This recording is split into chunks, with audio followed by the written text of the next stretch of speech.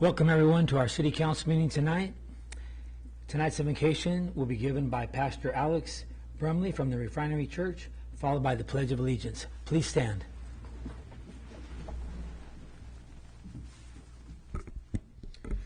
Let's pray.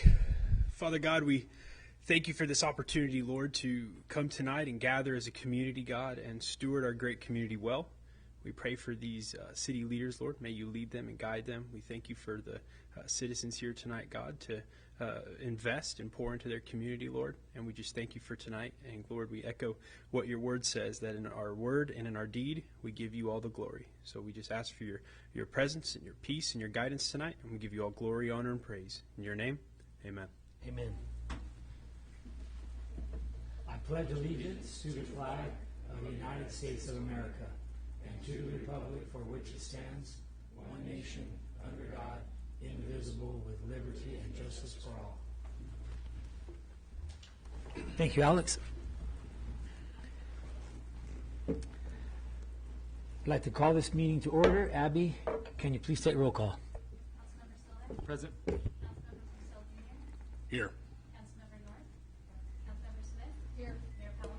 Here. Next, we approve the agenda. Action by council to approve the agenda or to make modifications. Items that can be added to the agenda is constrained by state law. Get a motion. I'd like to make a motion to strike 6.1 before we approve the agenda. So I guess my motion would be to approve the agenda minus 6.1 due to lack of presence. Can I get a second? I'll second. A second. All in favor? Aye. Aye. Motion carries. Tonight we have no presentations. Next we have public comment. This is time for any citizen to come forward and address the City Council on any issue within its jurisdiction that is not listed on the agenda. A maximum of 5 minutes is allowed for each speaker. Do we have anybody that would like to address our City Council on public comment tonight? Okay, seeing none, I'll close public comment. Next, we have consent calendar. Items considered routine in nature are to be placed on the consent calendar. They will be considered as one item and voted upon in one vote unless individual consideration is requested. Each vote in favor of the consent calendar is considered and recorded as a separate affirmative vote in favor of each action listed. Approval of the consent calendar items include recitals, reading ordinance by titles only, and adoption of recommended action contained in staff reports. Tonight we have 5.1 through 5.8. Does any council member want to pull one of these consent calendar items? No? Anybody from the public like to pull one of these consent calendar items? No? Okay, then can I get a motion to approve, please? I'll make a motion. Second. A second. All in favor? Aye. Motion carries. So we have no 6.1. Next, 6.2. Regular calendar. Measure C Golden State Boulevard project update. Report by City Engineer Dave Peters. Presentation by Dave Peters. Good evening, Mayor, members of council. So, as you're aware, Golden State Boulevard is under construction throughout Kingsburg. Fresno COG, the County of Fresno, and Fresno County Transportation Authority has been working on several years on this project to reconstruct Golden State between American Avenue, north of Fowler, all the way to Mission Street in the southern portion of Kingsburg. The project's 14 plus miles long. Costs are over $50 million, and the majority of that funding is coming from Measure C. The project includes three major components: construction of a bicycle pedestrian trail, capacity and safety improvements at the various intersections, and then reconstruction of the roadway throughout the project limits, including curbs, gutters, sidewalks, and storm drain improvements. Union Pacific Railroad is directly adjacent to the corridor for the entire length of the project. Early on, the design team engaged with the California Public Utilities Commission That's the agency that regulates the railroad and Union Pacific Railroad to coordinate the design and permitting for the project. At that point, Union Pacific Railroad determined that because the project included the bicycle pedestrian trail component, that a significant amount of new pedestrian and bicycle traffic would be crossing over the tracks, which caused them to require significant improvements at almost every single intersection along the corridor. So that presented some challenges both in design and as well as budgeting. So at that point, the pedestrian trail and bicycle trail component of the project was removed. Now in Kingsburg, we've completed the majority of ours. We did that years prior to this project starting, but for the remaining portion of the project, it was removed. After removal of that component, the design team again engaged with Union Pacific and the PUC to resolve the proposed improvements at the various intersections. Significant improvements were required at several of the intersections, again posing design, permitting, and budget challenges. So at that point, the project was split into two phases. Phase one is the construction of the entire corridor minus the intersections. And when I say minus the intersections, it's about 200 to 300 feet on either side of every intersection along the corridor. So that was those areas were just removed from the project. And then phase two would be to come back and do the intersections as a separate project after the fact. With this, it would eliminate the immediate need for the permitting from the railroad. Initially, the city expressed concerns with splitting the project into two phases, but we were told that it was necessary because there was some LPP funding that had specific funding deadlines that needed to be met, and so in order not to lose that $7 million in funding, the project would need to be split into two phases. So the project went out to bid as a two-phase project. Phase one, again, is what you see currently under construction now. And again, there's an exhibit in your packet that shows that 200 to 300 feet on either side of intersections throughout Kingsburg are not part of the current project. After completion of the mainline paving work, staff met with the county, FCTA, and expressed our concerns with leaving the intersections in their current condition for what could be up to a year while they complete phase two and get it to a point where they're beginning construction on that portion of the project. So as such, the county and FCTA has agreed to pay for and construct temporary paving at the Cam Bethel intersection. That work is estimated to cost $41,000. The city also requested some temporary paving at Stroud Avenue, as those are really the two big intersections that are left unimproved. And the county and FCTA has denied that request in the amount of roughly $56,000 because of the temporary nature of the work, and essentially that area will be reconstructed in the future. So they're going to take care of Cam Bethel. It's a little worse condition, and they have denied to provide the temporary work at Stroud. Cam Bethel's tomorrow getting repaved, Yes, correct? yeah, tomorrow and Friday, yeah. Mm-hmm. So there's still significant amount of coordination, design work, and permitting that needs to happen. There's permits through the PUC. Those are called GO88s that still need to be obtained. There's railroad agreements that need to be executed, construction and maintenance agreements. I think the railroad still need to do some design.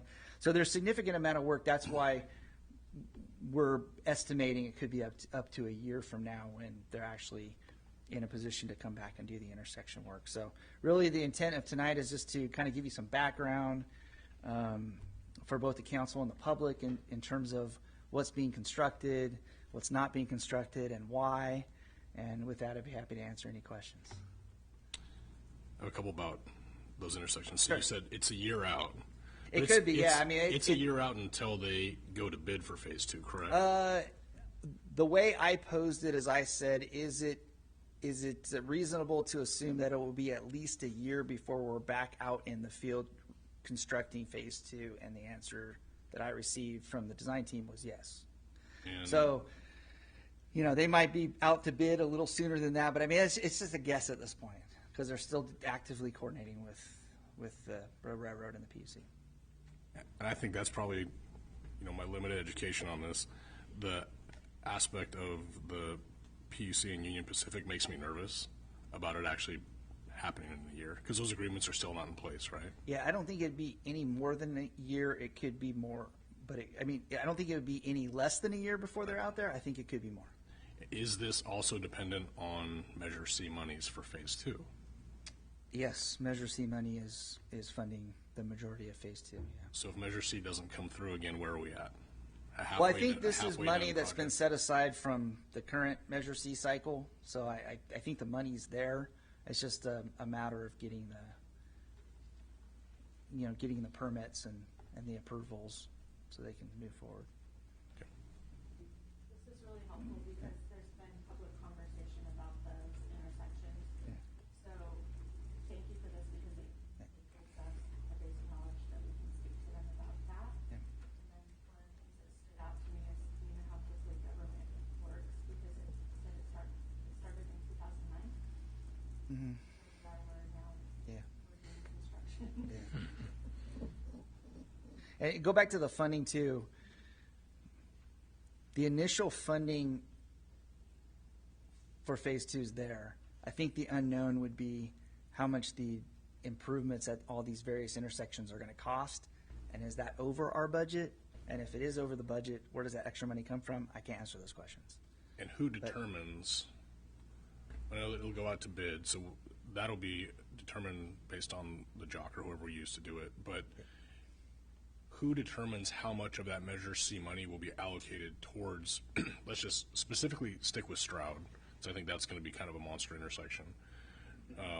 If we go over budget for that, who controls the purse strings on that to pay for, if we end up being 600,000 over on that one intersection because they want to put lights, they want to adjust everything, new railroad arms, because I believe that's part of the issue with the railroad is they want us to pay for their infrastructure changes, correct?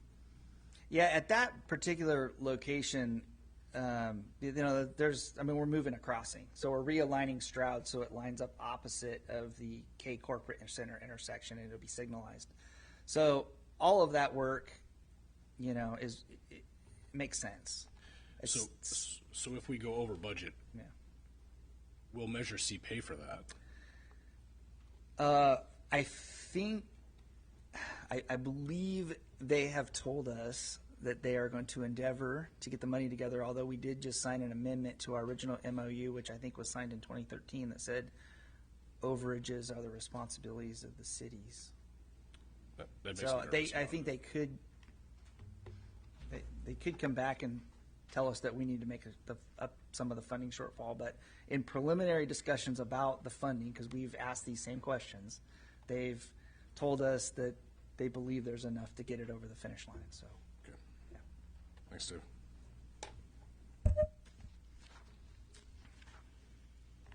I have a question, Dave. So who determined the distance that they didn't pave? Because they're on Stroud, it's quite a ways from Yeah. where it stops. Yeah, so You what know, they're and then where looking it at starts. is which portion of the main line won't be affected by the intersection work. So Stroud, we're actually going to take it from an intersection where it kind of comes in as an angle, and we're going to introduce a curve, and it's going to come in at a 90-degree angle. So that whole area that would be affected by that alignment change was omitted from phase 1, if that makes sense. And there's a significant section of Bethel that's kind of in the same boat, because we're going to actually raise those lanes up.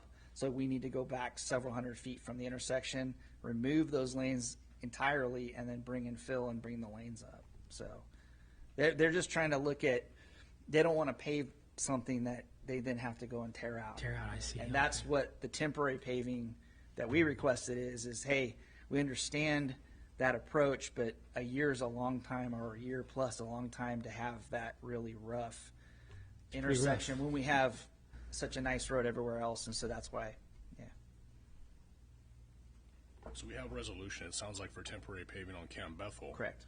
Stroud, we have no resolution, Not at this point. and so that would have to come out of our dollars if we wanted to do that. That's what they're telling us at this point, yeah. And that is the cost of $75,000 $56,000 is their estimate, yeah, for Stroud to Correct. temporary pave it. correct. And they wouldn't oppose it. They wouldn't oppose or try to stop us from repaving it. They just don't want to pay for it, correct? They're just Correct, yeah, we could throwaway do it, money. we could either let them know that, hey, we'll cover those costs, and I think they'll do it as part of their project, or we could wait for them to be finished and we can go do it ourselves. I mean, it's our road. Okay. So, Okay. Do we have any public comment on this agenda item? No? Okay, any more questions or comments from council? Just from the COG standpoint, being in part of these conversations with the Measure C, it's not incredibly positive outlook. I think we have a lot of work to do to get Measure C to pass. So I do think that there are challenges with that in the future. So I think that when we start talking about this stuff, when we're making these decisions, I don't know how comfortable I am completely relying on Measure C getting renewed for some of these projects. That's why I asked the specific funding questions regarding Phase 2. Because if the polling is showing that it may not pass, so if that happens, I think we need to have contingency plans for things like that.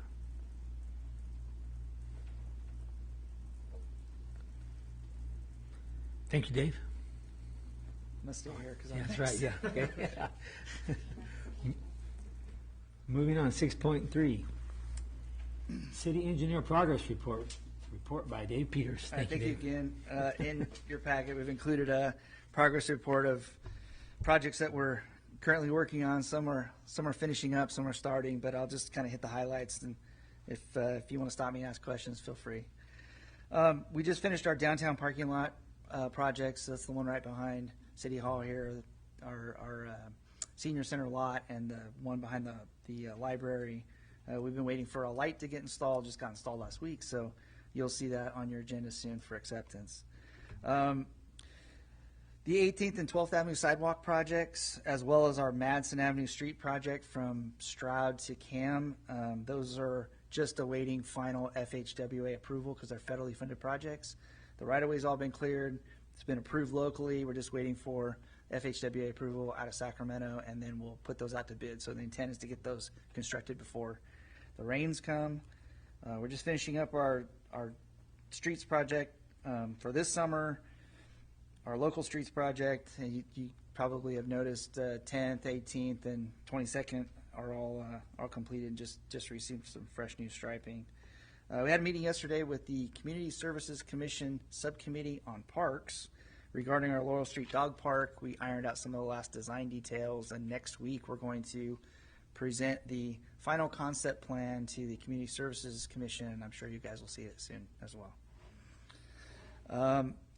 We've got one last issue to resolve with Caltrans regarding a wheelchair ramp on Sierra Street, and then we expect to get a encroachment permit for our Sierra Street rectangular rapid flashing beacon project. So that is Draper Street, 19th, 20th, and it now includes Madison, so we're able to fold that in as well. So it'll be all four of them. We've already ordered the equipment because the equipment's a long lead time. So that equipment's already been ordered. We're just waiting for the encroachment permit from Caltrans, and then we'll put that out to bid. That project's also going to include reconstructing a bunch of broken sidewalk along Sierra Street, too, that Caltrans is reimbursing us for as part of the project. As we've discussed before, the bathroom has been installed at Athwal Park. We just got a bid today for the utilities, so we should have the water and the sewer hooked up in short order, and then you just approved on your agenda tonight the electrical connection, so hopefully soon that bathroom will be in service. We did a walkthrough on the police station remodel, so I would say it's about 95% complete right now, just finishing up some punch list items and some corrections, and I think the chief said that they're planning to move people into areas of the station that have just been remodeled Tuesday and Wednesday of next week. So, met earlier this week with the architect on the senior center kitchen remodel. We've got some issues that we're discussing internally with the building official and Adam, and we expect that to be moving forward to final design very soon, with the idea that we get out to bid and under construction end of the year or very beginning of next year. A few development projects winding down on phase 3 of Kings Estates north of Cam. So that's the Westar development north of Cam and east of 18th. We're working with them to complete their final map and improvement plans. So that'll be on your agenda, I would expect, pretty soon. And they intend to move into the 4th phase, which is getting up close to Carruthers. Just received a set of improvement plans for remodel and reconstruction of the entire Sinclair gas station site. So their site plan's been approved, and they've moved into the completing the design plans, and so now staff's checking it. So, and the same same goes for a new gas station C-store proposed at Rayford Johnson Drive and Sierra Street. We just returned plan check on that this week. And I just received plans on the Soho apartments. So that's just south of, that's a 5 acres, 35 units, just south of the Century Communities property off of 10th, on the west side of 10th. Couple of reports that we're working on, one we're finishing up and one we're starting. Urban Water Management Plan, that's something that the State Water Board requires us to update every 5 years. So we're finishing that. Expect to get that before you soon for review and approval. And we're starting our development of a local road safety plan. So that's looking at all of the streets throughout town and try to identify areas where we have safety issues and countermeasures to resolve those safety measures. That plan is a requirement to apply for Highway Safety Improvement Program funding, and that's the funding that just built the roundabout on Sierra Street. So it's a good program that we want to continue to tap into. And then next thing we're going to talk about is the CMAQ, STBG, and CRP grant applications. So I'll save that for our next item. Be happy to answer any questions. Questions from council? I would like to inquire about the 18th Avenue Yes. sidewalks. You said you're waiting for the permit to come through and it should be completed before? Yeah, we have all the permits we need. We're waiting for Federal Highways to give us approval to begin the construction phase. So when we do that, the first thing we'll do is we're going to actually notify all of those residents, hey, we're actually ready to build this now. So we'll send out those notifications, and then we'll send the project out on the street, solicit bids. It'll come before you for award, and then we'll start construction. So that's about a 3 to 4 week process to bid it and get it before you. The Laurel Park design that's going to be presented on the 23rd. Is that Yes. at 5:30? Do you know the time? Yeah, 5:30, right? Yes. Uh-huh.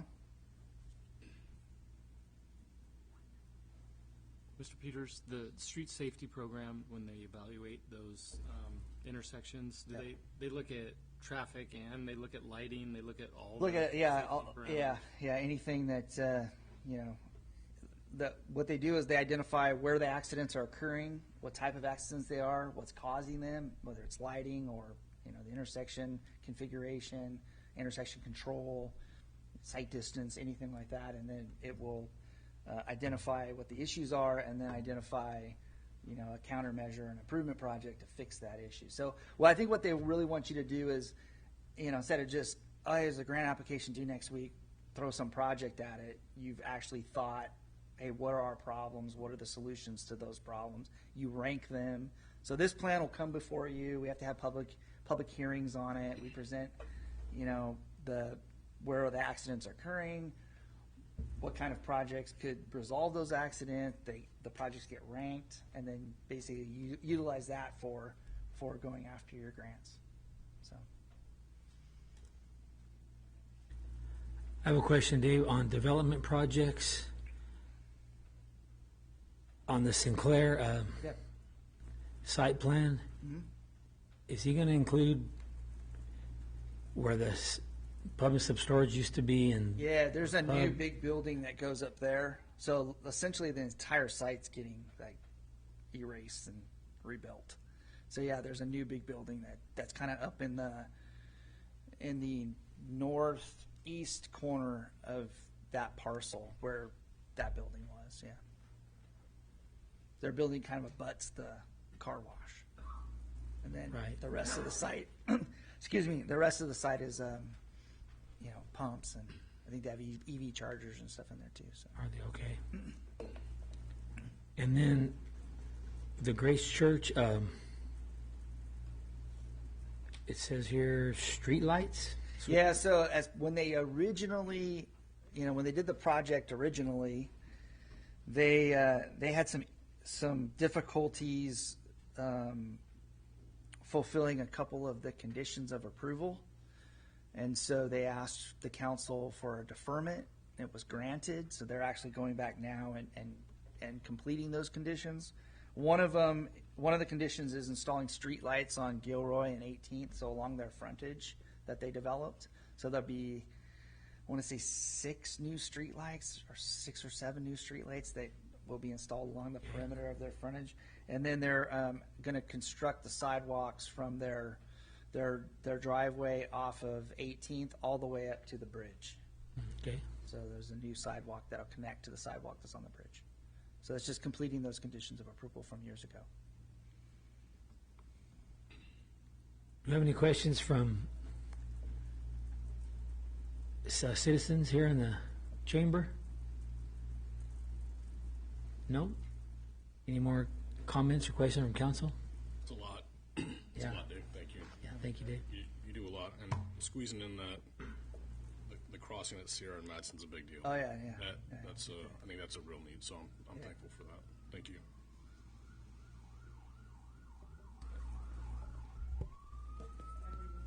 Every meeting. Yeah, I know. They do it on purpose. I wonder if it's at this point. Moving on to 6.4. Surface Transportation Block Grant Program. Report by City Engineer Dave Peters. Thank you again. So as I mentioned earlier, we're in the process of preparing grant applications for the Congestion Mitigation Air Quality Program, the Surface Transportation Block Grant Program. So those programs have been around for a long time, and I'll explain what they are. And then there's a new program, the Carbon Reduction Program. So we're preparing the applications for those projects. They're kind of detailed. You got to do traffic analysis, traffic counts, layouts.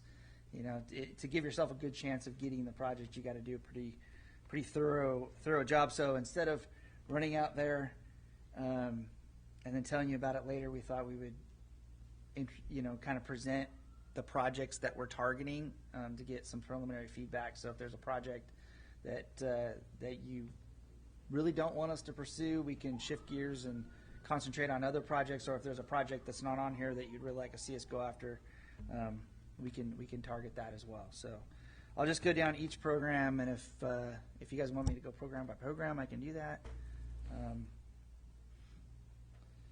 Or if you want me to go through the whole thing, I can do that as well. Starting with the CMAQ program, this program funds projects that reduce emissions and relieve congestion. So typical projects would be intersection improvements, bike lanes, sidewalks, anything that would reduce the number of vehicles or make our transportation systems more efficient, so we reduce emissions. All of those projects would fit within this program. So really our target would be to submit one or two projects for each program. I've listed 5 for this first program just because we had a lot of ideas, and so I'll run down them. First one was the Gilroy, Mariposa, and 18th Avenue roundabout. I guess that could be some other sort of intersection improvement, although I think roundabout's probably a solution there.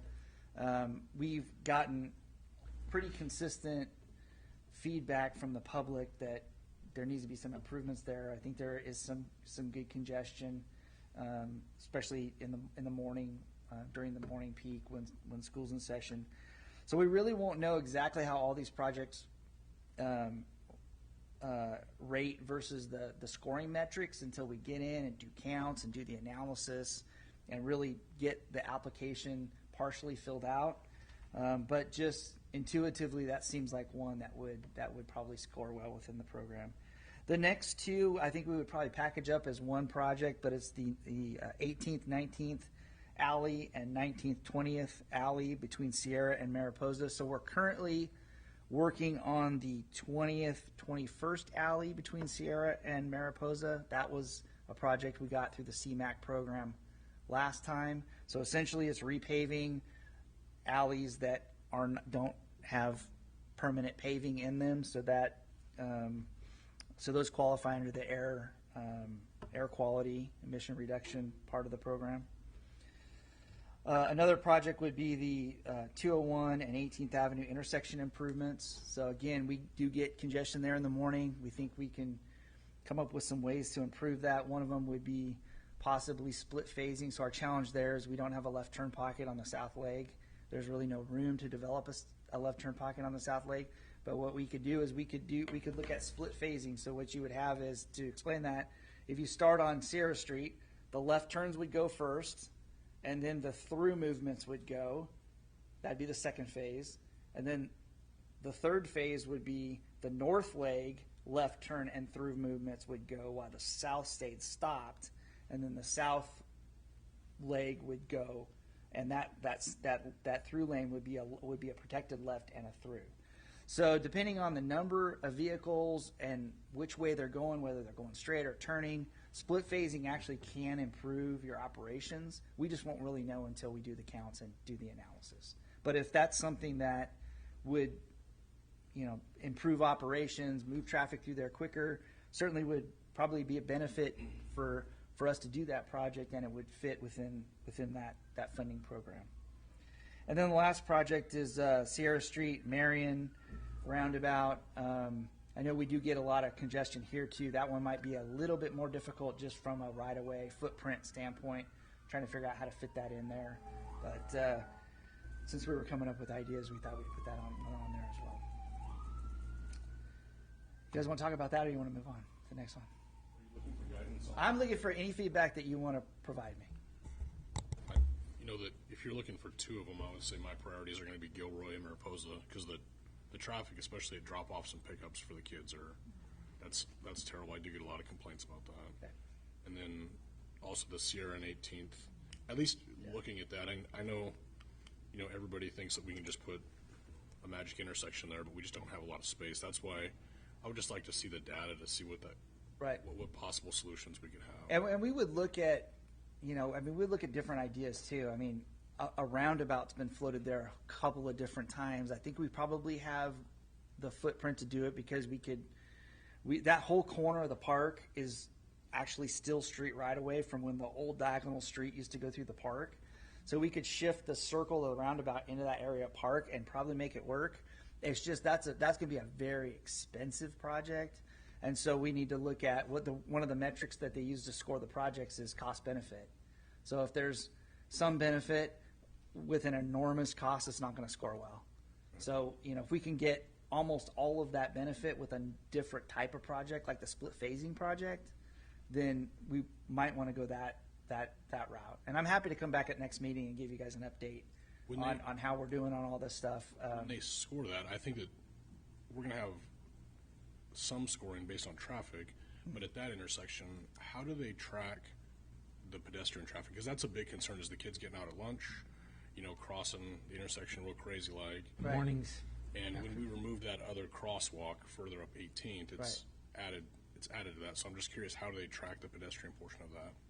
So that will have an overall impact on the performance of the traffic signal, right? So then when kids are crossing, cars are just sitting there idling, so they're adding, that's adding to their delay. They're adding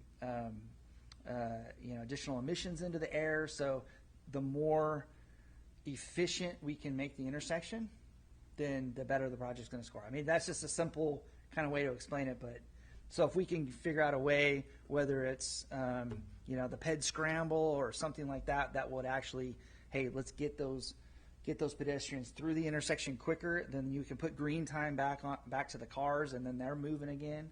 So I think we would look at all of that. I don't know exactly where it would land, but that's why we kind of said intersection improvements, because we're not quite sure, exactly what that improvement will be. But again, at this point, it was just like, hey, if that's not an intersection you want us to deal with at this point, we'll move on. But if there's consensus that that's probably a good location to spend some effort, then we're more than happy to do that. That's just my opinion. Okay, so moving on to is there any other comments on that? Okay. Moving on to the carbon reduction program. So again, this is a new program. We're still kind of learning about this program, but and the program guidelines were in your packet as well. If you haven't had a chance to look at those, you want to go back and look at those, you can. So these projects, does exactly what the title says. It funds projects that reduce carbon emissions. So typical projects would be transit improvements, electric vehicle technology, and then the active transportation, which is the non-motorized travel, sidewalks, bike lanes, that kind of stuff. Any way to travel, not getting inside of a car. So a couple of projects that we've identified is we have several enhanced crosswalks right now that have in pavement lights. So one's at 10th and Union, one's at Rayford Johnson and Sierra, and one's down at 396 or Kern Street and 18th. And those in pavement systems have proven to be very problematic, just from a maintenance standpoint. So what we'd like to do is replace them with the rectangular flashing beacons, similar to what we're doing on Sierra Street. So this project would remove those facilities and replace them with more reliable technology. And then the second project that we've identified is adding some charging facilities in the depot lot. So I'm talking about that long row of parking stalls that are just north of the depot itself. So we lease that area. So that's that's an area where we could actually go in and put up 3, 5, 6 charging stations. And that's kind of goes back to that other strategic plan that we talked about trying to get maybe people off of the freeway, give them a place to park, and then figure out a way to get them in and around downtown while their vehicle's charging, and they could experience our downtown area. So that's just a component of that plan. And then the last one's probably the easiest one, STBG. So this is essentially just road maintenance type projects. Has to be on a major collector or arterial roadway. So the two we've identified is 18th Avenue from Earl to Sierra. So we just did from Kern to Earl on 18th in front of Lincoln School. So this would just take it all the way up to Sierra Street. It would replace, rehabilitate those pavements in a similar fashion to what we just completed on the southern portion. And then the other one would be Sierra Street between Rayford Johnson and the roundabout. So those pavements aren't pretty, they need some work too. So those projects have a lot of traffic on them, so that's a metric that will help us score well, and they're in need of improvement. So that was just kind of an easy one to identify projects for. So that concludes my report, unless there's other direction or comments. All right, thank you. Thank you, Dave.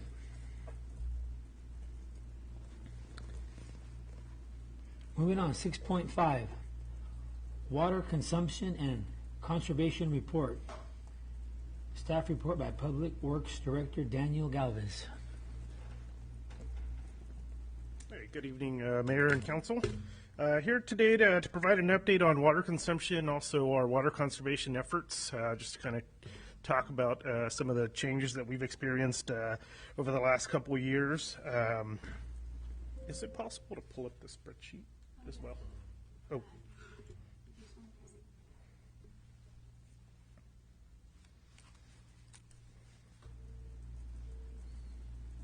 Yep, that one there. So before I kind of get into the presentation, just kind of wanted to talk about just kind of the totals over the last couple of years. So I'll talk a little bit more about the reporting that we got to do and just kind of give an overall overview of the system. But just wanted to take some time to kind of go over some of the numbers of how much water we used to consume compared to what we're using now. And a lot of that has to do with a lot of different changes that we've had to implement over the last couple of years. So we've gone from not having any water restrictions to having water restrictions, from offering water timers to doing turf replacement programs, but also when we're doing housing, the houses are being built different. So they're not getting the full front yard and backyard full landscaping and 10, 20 sprinkler heads each station. So they're all compliant with MWillow. So they're getting a lot of the mulch, a lot of the drought resistant plants already installed from when they're being built.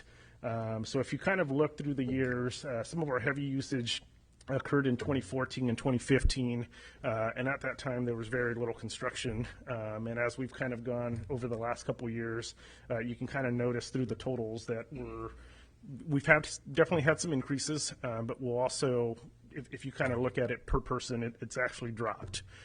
So we're using a lot less water than we have in the past, both per person and in total. So that's just kind of a general outline of kind of how we track that. That's something that we do monthly. But with that, I'll kind of get into the presentation. If you guys have questions on it, we can come back to it.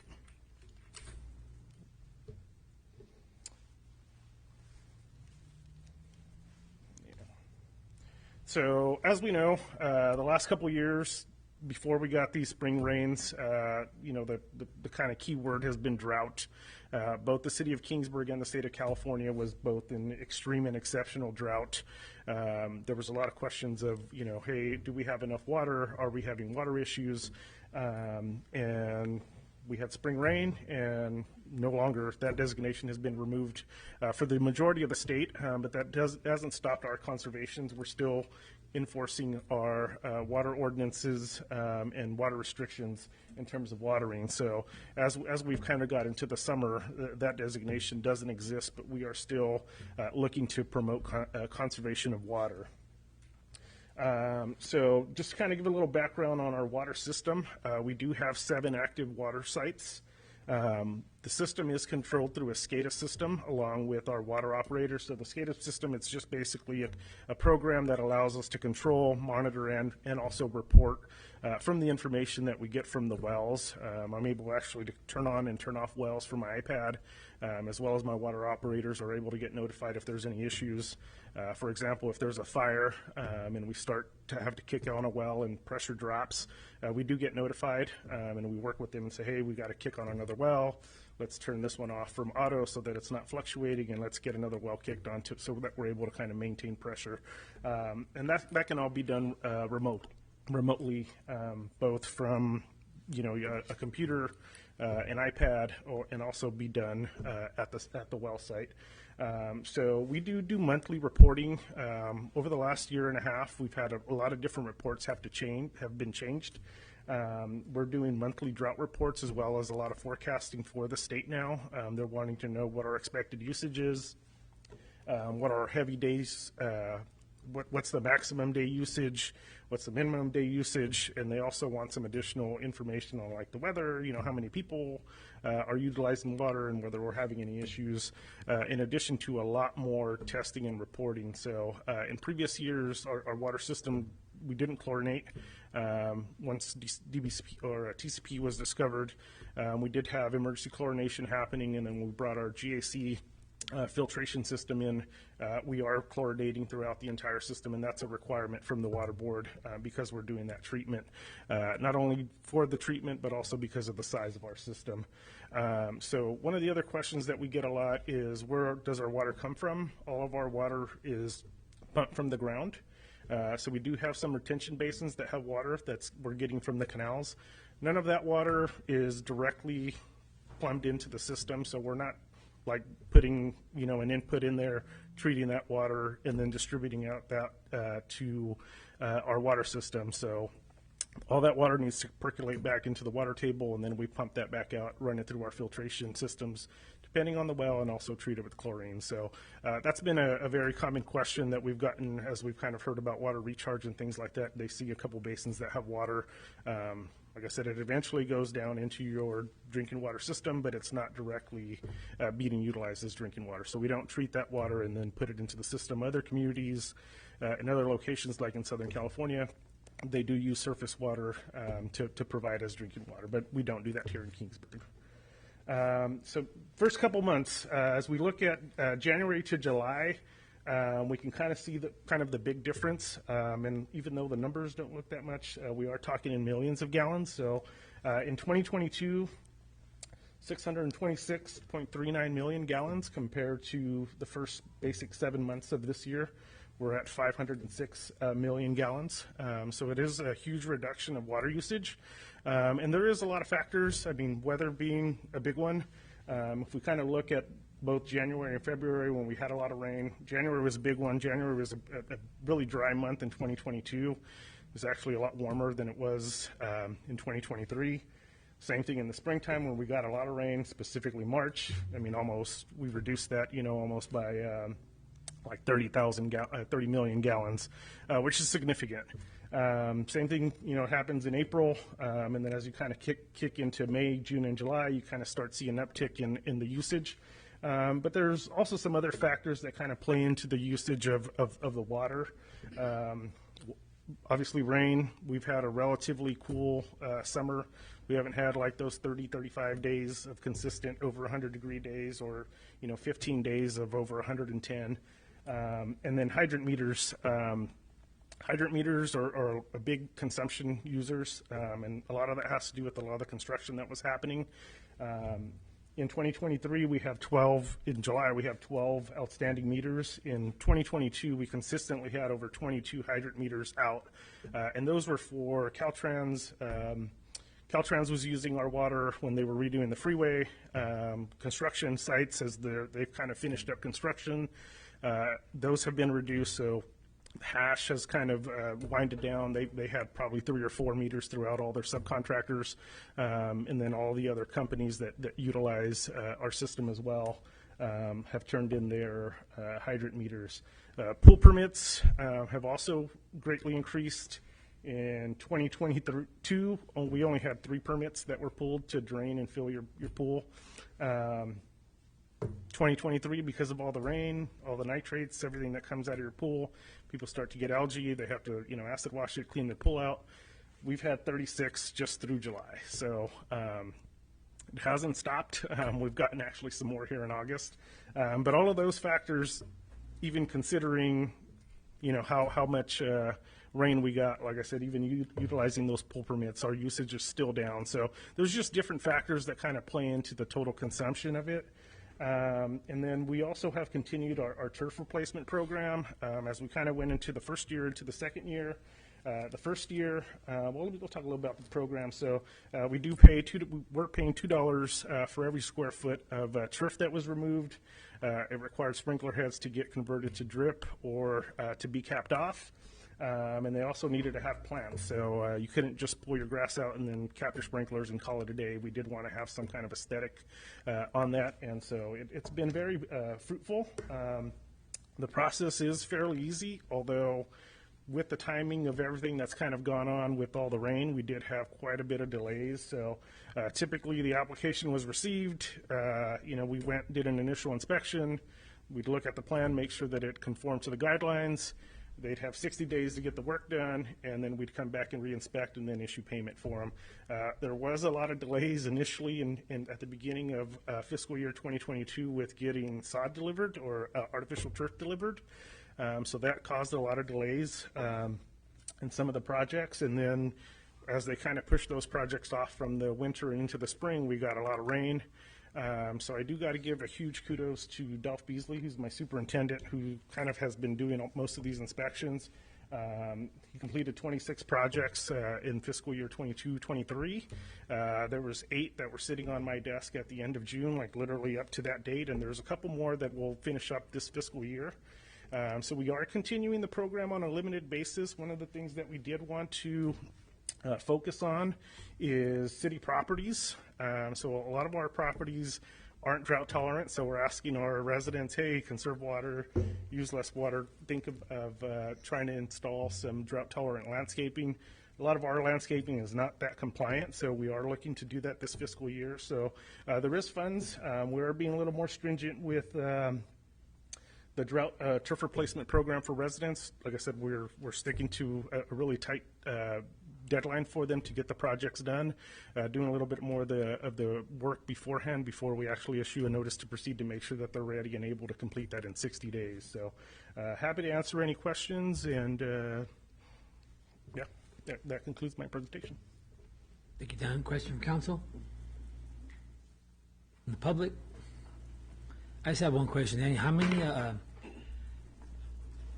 many citizens do you know of account of the rebate that have taken advantage of the rebate process? Yeah, so we've done a total of, 37 projects. So 11 in fiscal year 21-22, and then 26 in this last fiscal year. Oh, there it is. Okay. Yeah. That's good. Hopefully we get that many more, Yeah. come by next summer. Okay, thank you, Daniel. Yep. Moving on, 6.6. Kingsburg Tri-County Healthcare District 2023 Grant Awards. All right. Well, good evening, Presentation Mayor. by, Go ahead, sorry. by Community Service Director Adam Castaneda. Good evening, Mayor, members of council. Thanks for having me tonight. So tonight, I just wanted to bring up the Kingsburg Tri-County Healthcare District Grant Cycle Awards for 2023. Back in January, staff presented to council a list of ideas to present to Tri-County for applications that we could submit through Townsend's public agency, their support along with city staff. On that list, there were 4 applications chosen to be selected to be presented and have the applications gone through. And in July, on July 28th of this past year, the Tri-County released their awardees. And so I'm happy to announce that the 4 applications that we submitted all got awarded. So with the support of Townsend Public Affairs and city staff, we're looking at about a total of $621,000 of awards presented to the city. And so tonight, I want to just bring the attention to the 4 separate applications. We would like to go ahead and we're just seeking council approval to accept the 4 individual awards, obviously accepted individually since there are 4 separate contracts presented by Tri-County Health. So the first one is from the Kingsburg Community Services Department. It was brought down by the Community Services Commission. It was for the replacement of the softball material at Memorial and downtown parks, removing that bark and putting in the pour-in-place rubber surfacing so that it's more ADA accessible, more inclusive for those that have mobility issues, and it's just a more inclusive and friendly environment for all residents. And so the grant request for that one was the $72,000. Tri-County came in at 50%. So that is the grant award for the $36,000 for that particular project. The other 3 projects were granted in full asking totals.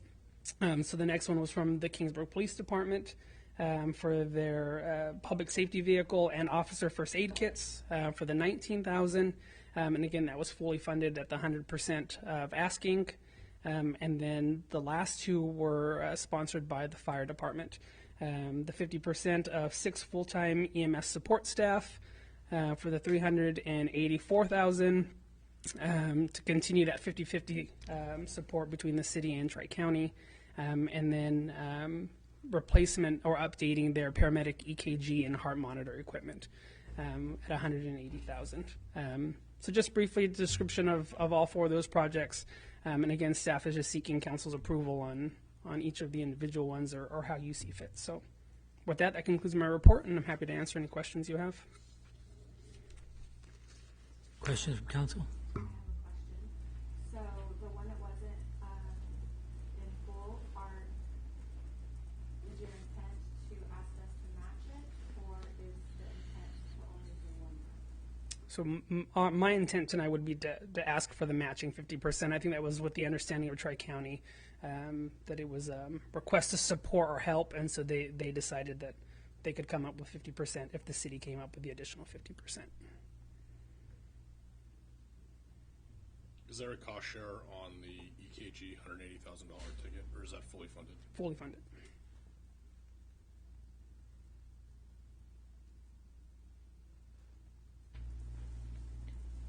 Any other questions? Questions from the public or comments? No? Okay, then. Need to make a motion for all four of these. Can I get a motion to approve Grant Public Health Playground Safety Update? I'll make that motion. All in favor? Aye. Can I get a motion to approve Grant Public Service Vehicle and Officer First Aid Kits? I'll make that motion. I'll second. All in favor? Aye. Can I get a motion to approve grant 50% of full-time EMS support employees? I'll make that motion. I'll second. All in favor? Aye. Aye. Get a motion to approve grant for paramedic EKG heart monitor upgrade. My turn, I'll make that motion. I'll second. All in favor? Aye. Aye. Okay, they all carried. Thank you, Adam. Thank you. Moving on. Council reports and staff communications. 7.1, Community Service Commission, nothing to report. 7.2, Public Safety, we have not met recently, nothing to report. 7.3, Chamber of Commerce. I think maybe only one new thing to report. They're working on many of the upcoming events, but they said that they had scored $14,000 profit from fireworks, so that Right. gives them a good start for next year. So that was positive. Thank you. 7.4, Economic Development. Nothing to report. 7.5, Finance Committee, nothing, oh, no, it's you. Yeah, let's say buckle up for a minute. We have a few things. So this was actually a pretty significant meeting that we had. A lot of it will come back to council, so I'm just going to touch on all of it. The first thing is we talked about the sports park financing options, what options we may have for that. And I think they're going to be coming to council for a direction as far as whether or not we're going to fund some polling and basically figuring out exactly where we're going to be doing with this, if we're going to be moving forward with this project or putting it to bed. From a financing standpoint, that was our discussion with that.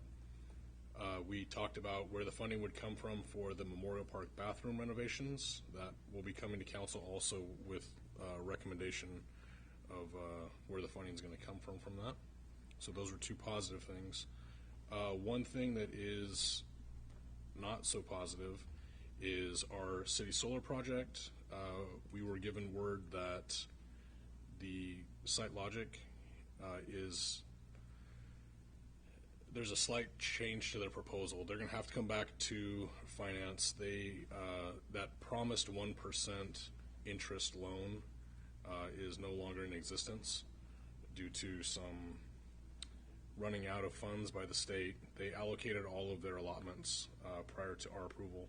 So our options now are to be financing it at a 4.75 or potentially pushing that project back a year and hoping for an additional 1% allotment. So both of those are going to significantly increase costs of the solar program. I would say that the committee was quite candid with our displeasure of that, and they are taking that back to their house to come up with possible solutions before it comes to council. But I would say put that on your radar that they're going to be coming back, and there's possible financial modifications that are going to have to take place if we decide to stick with that company. Our NEM program applications are in, so we are locked in for our NEM rates at all the sites that we had talked about, which is great. But we are going to have conversations about what was promised to us with interest rates and then what's being delivered. So that'll be they're going to work through some things, so I don't want to say that it's all going to be completely negative, but it wasn't a good turn for us. So that's it for finance. Thanks, Brandon. 7.6, Planning Commission, nothing to report. 7.7, South Kings GSA. Yeah, we met last week. Some positive news. The state did accept our GSP, right, our groundwater sustainability plan. There's all these GSAs across the state have submitted, but not all of them were accepted. So I think it just goes to the staff doing a great job in getting ours, accepted by the state. Although it did have some suggestions going forward for the next, round, but it was good positive news anyway. So that's all to report. Thank you, Dave. 7.8, Downtown Business Improvement District. Nothing to report. 7.9, Council of Governments. Meet on the 31st. 7.10, Council Member Reports. Doesn't report. Thank you. 7.11, City Managers Report. Yes, Mr. Mayor, members of council, an update on the fiber optic project. Phase 2, which is the northeast side of town, has only about 14% remaining, which is actually from in the construction phase, it's actually just a portion of Tulare County. So Avenue 396 and Road 16 or Madsen Road up to Sierra are the only remaining portions, which should be completed here pretty shortly. And phase 3 has about 18% remaining. Also is still anticipated to be completed by the end of this month. The only outstanding item on phase 3 is a Caltrans permit that we are still waiting on. Some good news because some of those, the construction has taken a little bit longer in some of those areas. They have escalated what they call their proofing process, which is basically their verification that the conduit is ready to receive fiber. So what they do is they pressurize each one of the conduits, and then they push a sponge from one side to the other, so it makes sure both that the conduit is clean and that there's no obstructions. And so they're working on that in the phase 2 portions that are already completed, and they were just waiting an allocation of actual fiber and thought that they would begin pulling that through those conduits as early as next week. So still on track with regards to the timelines for both of those. And then Stone Plaza received an update today, so they're going to begin framing one of the restaurants next week. And then the apartments are very close to being completed. They are going to have residents start moving on October 1st. So the property owner has extended an invitation to the council if they want to view the apartments prior to those move-ins. We can help schedule that as well. But, that concludes my report.